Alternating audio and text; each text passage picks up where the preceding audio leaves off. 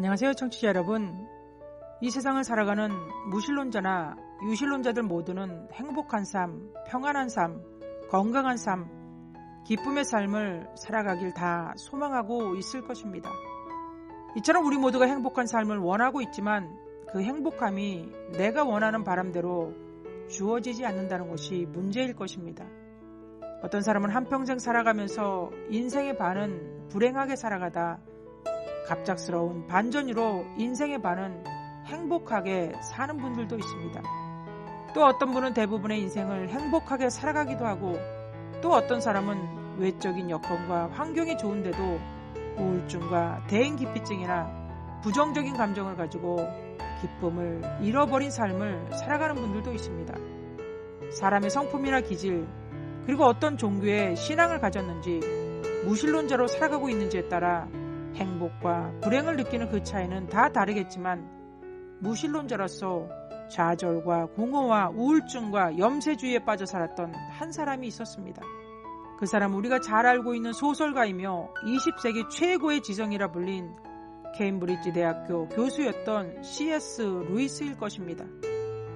사실 그는 기독교 집안에서 태어나 자랐고 어린 시절 부모님을 따라 교회는 다니고 있었지만 하나님을 거부하며 무늬만 크리스천으로 살았던 사람입니다. 그는 종교는 환상이며 신화에 불과한 이야기라 생각했고, 그의 나이 14살 때 나는 더 이상 하나님을 믿지 않는다 선언하며 신앙을 떠난 무신론자가 되었던 것입니다.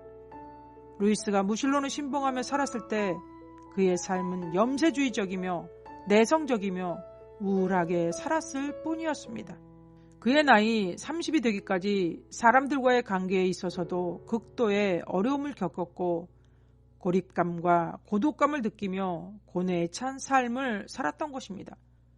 이처럼 루이스가 하나님을 인격적으로 만나기 전, 그분을 창조주로 믿기 전 그의 삶은 온통 회색빛과 같은 삶을 살았다 해도 과언이 아닐 것입니다.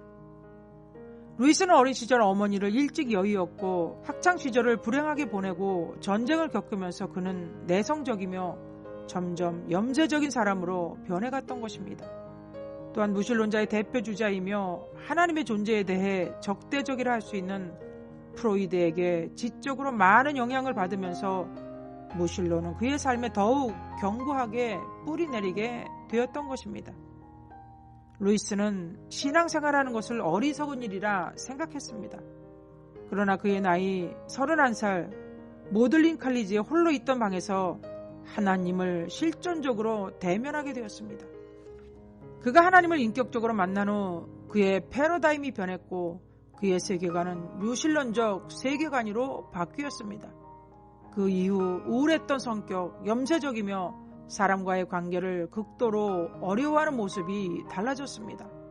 자신에게 집중되었던 내성적 성격이 이웃의 행복에 관심을 갖는 모습으로 변화되었고 유쾌하며 많은 친구와 이웃과의 우정과 친밀감을 나누는 쾌활한 사람이 되었던 것입니다. 루이스는 하나님을 믿기 전과 그 후의 삶은 완전히 다른 삶을 살았던 것입니다. 루이스의 친구들 또한 그것을 증명해주고 있습니다. 여러분, 한 사람이 하나님을 믿지 않는 무신론자로 살아가는 것과 하나님을 믿고 깊은 신앙심을 갖고 살아가는 삶에는 분명히 많은 차이가 있습니다. 그것은 과학적 연구 결과로도 증명되고 있습니다. 미국 플로리다주 모피담 센터 박사팀은 암 환자 44,000명을 분석 대상으로 삼아 연구했을 때 신에 대한 믿음이 강하고 신에 대해 좋은 이미지를 가지고 있는 환자들이 육체와 정신, 사회적으로 건강하고 활발하게 활동하는 것으로 나타났다고 2015년 8월 10일자 국제학술지 암에서 밝히고 있습니다. 모피담 센터뿐만 아니라 미국의 하버드 공중보건대학 연구팀에서도 약 7,500명 정도를 14년간 관찰하여 신앙생활을 한 아이가 더 건강하다는 연구 결과를 2018년 발표했습니다. 종교와 영성으로 길러진 아이들이 나이가 들어 신체적, 정신적으로 건강한 경향을 나타낸다는 것입니다. 어려서부터 신앙심으로 길러진 아이들은 물질적인 남용과 우울증에 빠질 확률도 적고 약물이나 마약 복용도 적게 하고 있으며 더 행복하게 살아가며 자신의 직업에 헌신하고 있다는 것입니다. 그러나 루이스와는 반대로 끝까지 무신론자와 염세주의자로 살았던 심리학의 대가인 프로이드의 삶은 어떠했겠습니까? 그는 죽기 전까지 우울증에 시달렸고 그로 인해 마약을 하며 살았던 것입니다. 또한 주위에 있는 사람들과 좋은 관계를 맺지 못했고 다혈질적이며 화를 잘 내며 예민하여 절망을 잘하고 주위에는 적대적인 사람들을 많이 두었던 삶을 살아가다 그의 인생을 끝마쳤던 것입니다. 프로이드의 인생 가운데서 친밀한 관계를 가진 사람은 소수에 불과할 뿐이라고 그의 전기 작가들은 말하고 있습니다. 하나님을 믿게 된 루이스와 무신론자인 프로이드는 타인에 대해 생각하는 것이나 평가하는 것도 달랐다는 것을 알 수 있습니다. 아멘드 M. 니콜라이 교수가 쓴 책 루이스 대 프로이드를 읽어보면 이런 내용이 기록되어 있습니다.